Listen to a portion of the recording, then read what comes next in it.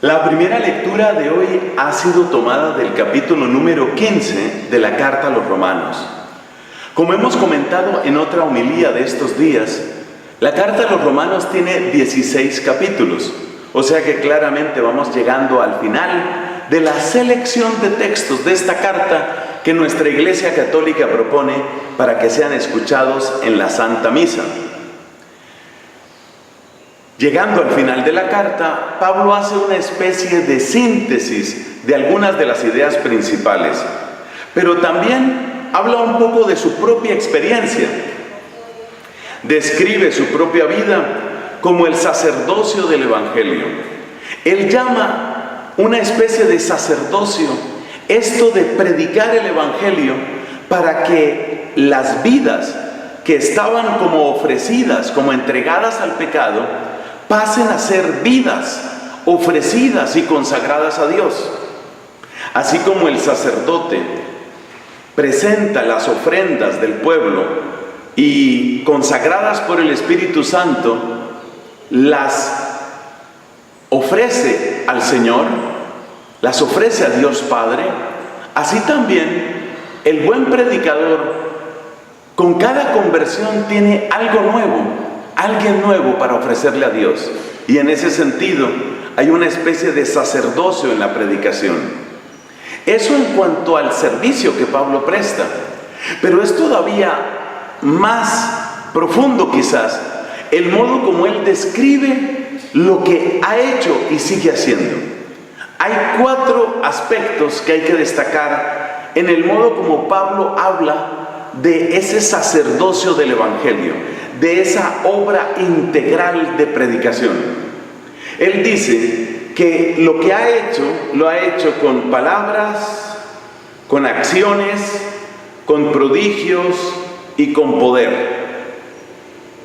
Palabras significa predicando, exponiendo, rebatiendo objeciones, presentando la belleza del mensaje, anunciando el tamaño del amor de Dios como se ha dado en Jesucristo.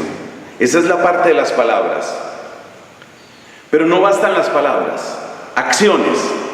Acciones significan la conducta que él ha llevado, la rectitud y la pureza de su intención y de su vida, la resistencia en medio de las pruebas, la generosidad para acometer inmensas empresas y para soportar terribles dificultades.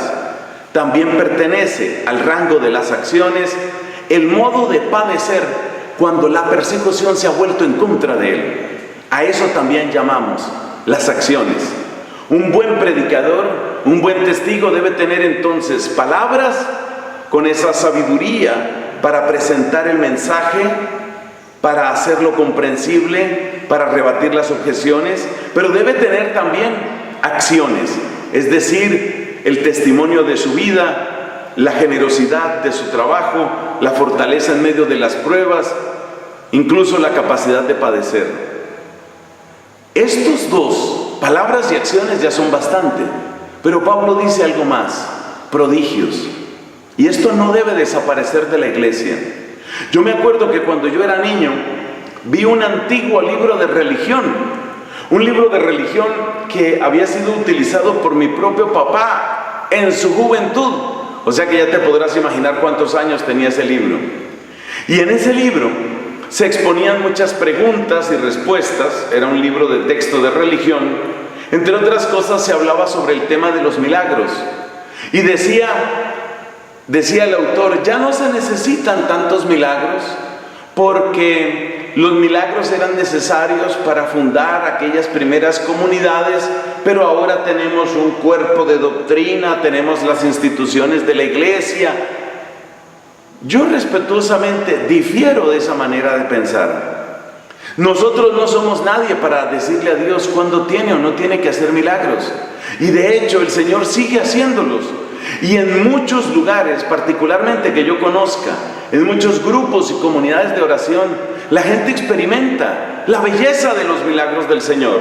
El poder de Dios que sana, que transforma, que libera, que abre un camino donde parecía imposible, que da una oportunidad donde nadie creía que la hubiera. Esos son los prodigios de los que habla Pablo.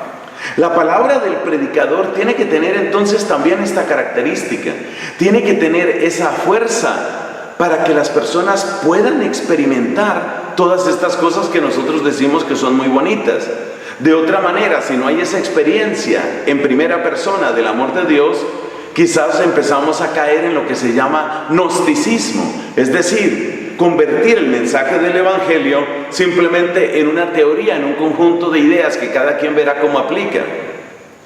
La última palabra, el último concepto que nos ofrece Pablo en el pasaje de hoy es poder. Y esto me hace acordar aquel pasaje del capítulo 10 del libro de los Hechos de los Apóstoles, cuando estaba otro apóstol, Pedro, predicando frente a un grupo de paganos pero cercanos al judaísmo. Y mientras Pedro estaba predicando, cayó sobre ellos, dice la Escritura, cayó el poder del Espíritu. Es decir, nosotros, a pesar de que tengamos incluso milagros, nada lograremos si no es por la acción de ese, que es el único que convierte los corazones, ese que es el Espíritu Santo, ese que es el único que puede hacer nuevas todas las cosas. Así que palabras, acciones, prodigios, pero también y sobre todo poder del Espíritu.